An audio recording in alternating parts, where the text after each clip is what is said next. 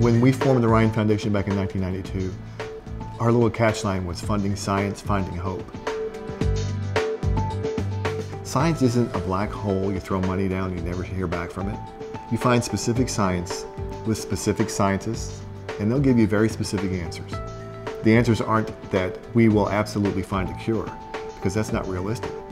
Cures aren't something you run after and they just happen, but treatments happen with great science and great scientists, but you have to find them, and that's what the Ryan Foundation does.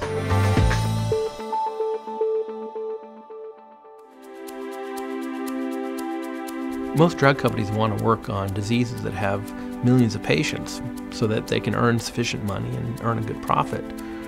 But many of those disease treatments are only modest improvements on those diseases. In the rare diseases, there may be very few patients, but the treatments are profound, compelling changes in the life of those patients. Once you've treated one patient like that, you want to do that over and over again.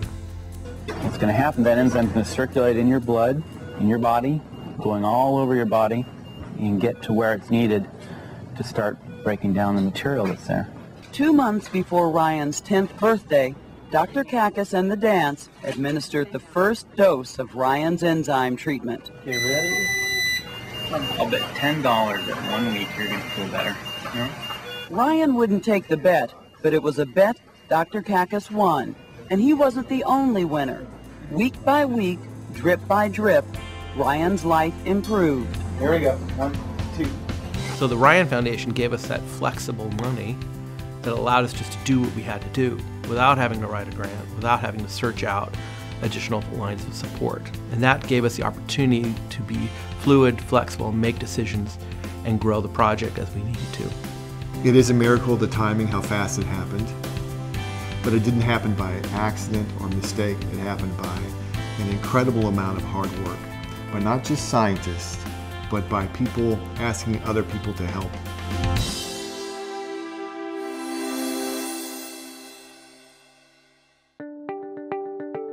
Without the Ryan Foundation, Aldurazyme never would have happened. They continued to believe in our work and to fund this work even after everyone thought, oh, MPS is solved. We have enzyme treatment for MPS. Well, MPS is not solved. We still have the brain to treat. We still have some other areas of the body that don't respond well to enzyme. And what we need is to continue that fight so that we no longer have people suffering with this disease. Well, we have a problem right now with some of the therapies in these types of disorders. We have gotten to the stage where we can deliver enzyme replacement therapy into the bloodstream, and boy, thank goodness, it's effective and does the job. But the enzyme doesn't easily cross into the brain. Anytime you try to treat the brain, it's going to be challenging, it's going to be difficult. It's not that there's treatments for all other kinds of brain disorders except for this one. There aren't treatments for neurodegenerative diseases anywhere. I mean, look at Alzheimer's, look at Parkinson's. We're just now starting to make inroads in even those very common disorders. So what we're dealing with is something that's very rare.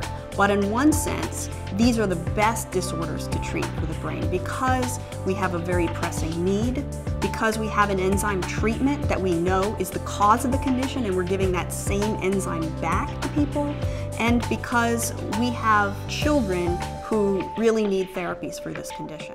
So it is critically important to get the enzyme into the brain and get the same types of results that we get in the rest of the body, and thus prevent further damage for these patients. My main goal in life is to just be happy.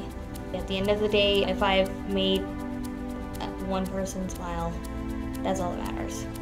If it was not for Mark Dant and the Ryan Foundation, we would not have Aldurazyme. It was their first funding that made it possible for my daughter to be sitting here at 20 years old with a treatment. The sad part about the disorder is, yes, this is making a difference in our children, but it is not a cure.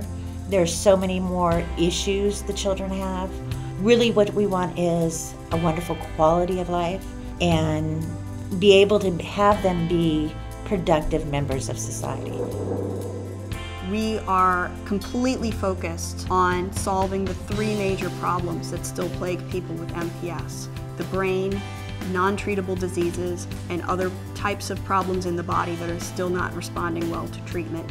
Everything that we do in the lab is centered around those three concepts, and we take them through from the discoveries at the bench all the way through to try to help the patients themselves. Now the Ryan Foundation is funding our clinical study for brain therapies for MPS disorders, and are the ones that are allowing us to bring patients in from everywhere so that we can recruit and we can complete this study. When you see kids with these rare genetic disorders, you're both crushed by what they're going through, but also inspired by how they get through it and they manage to live and enjoy life however they are. I think that's the important thing I learned from these kids, that overcoming that terrible disease is inspiring, and you want to do whatever you can to help them. The Ryan Foundation is a classic example.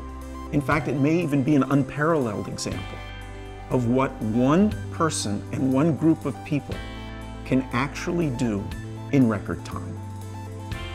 But the foundation was never really set up for one person. It was set up for children who have lost hope, parents who have lost hope because there is no answer for their child. There are countless hours scientists will spend in laboratories by themselves trying to find an answer. One day they will. They've already found answers.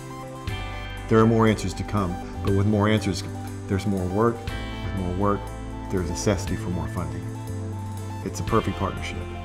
And in that partnership, there are answers. And where there are answers, there is hope.